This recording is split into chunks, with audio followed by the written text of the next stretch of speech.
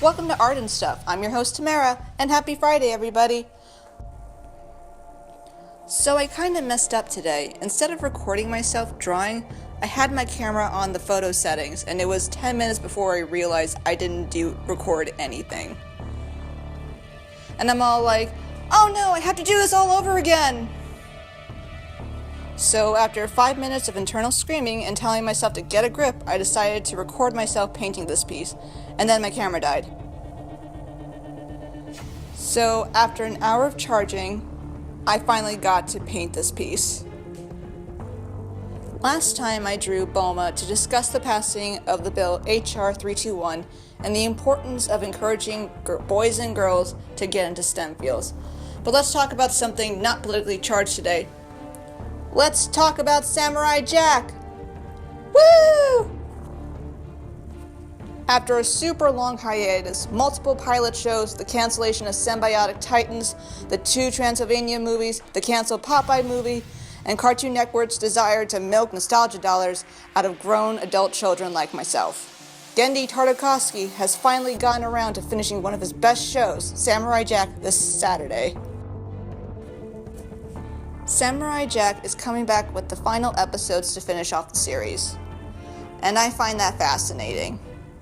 The story goes like this. Samurai Jack has to defeat the super powerful shapeshifter Aku, but before Jack can deliver the final blow, Aku throws Jack into a portal that takes him 1,000 years into the future, where Aku has taken over everything, and now Jack has to get back to the past and stop Aku once and for all. And that's the entire premise of the show. Jack tries to find a way back home, runs into people in trouble, and beats the bad guys. But we never get to see Jack complete his journey, and this is where it gets interesting. The last episode takes place 50 years after Jack was sent into the future. It's almost like saying, I know it hasn't been 50 years, fans, but I'm pretty sure it felt like it. Maybe now you can understand how Jack feels, okay? I, for one, cannot wait for the new episodes to come out. I love the show, I love the action, I love the characters, and I love the way they convey action and emotions on a given scene. While I thought this was a great show, I've always felt that something was holding me back from this being one of my absolute favorite shows. I think it has to do with the overall design of the show. Unlike everyone else who sings its praises and thinks it's perfection, second only to Avatar: The Last Airbender, I believe the overall design of the show kind of brings it down for me. While I love the designs of Jack, Aku, and the Scottish guy voiced by John DiMaggio, everything else seems out of place. I mean, I understand they wanted to go with a simplistic design, and there were different artists working on different episodes, but it still doesn't work for me. Instead of feeling, wow, look at all these various styles of art, all I can think is, that shot would have been perfect if the designs weren't so gawky. There is a disconnect with the quality of the story and design that doesn't really mesh well for me. There are some episodes where the story and design mesh well, but more often than not, it's, what's the word that doesn't come off sounding pretentious? It's still not coming to me. So I'm just going to say, bleh. I mean, take the 8-legged horse from The Birth of Evil. What's the interest with 8-legged horses?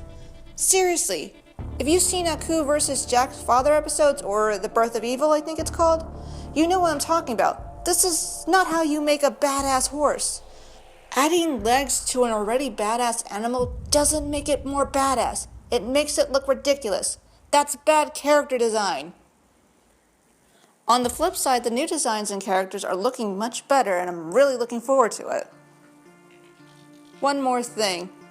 During this long hiatus, the voice actor of Aku, Mako Iwamatsu, or just Mako for fans, passed away in 2006.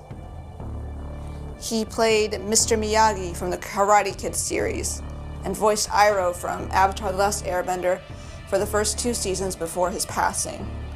And apparently he was in Conan the Barbarian, but I never watched that movie, so I don't know who he played, and I'm not interested to know.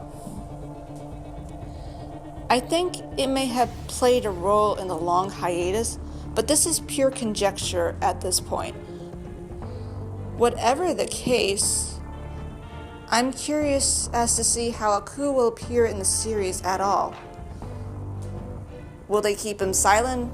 Will they use old footage of Mako? Will they use Mako's understudy Greg Baldwin? Or will they not feature Aku at all and just leave him mentioned in the background? I guess I had to tune in and find out.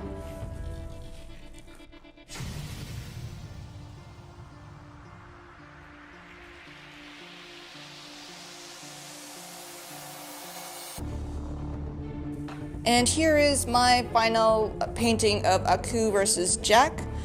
I have some issues with it, but overall I kind of enjoyed doing this. One thing you should never do while painting is paint on regular printer paper.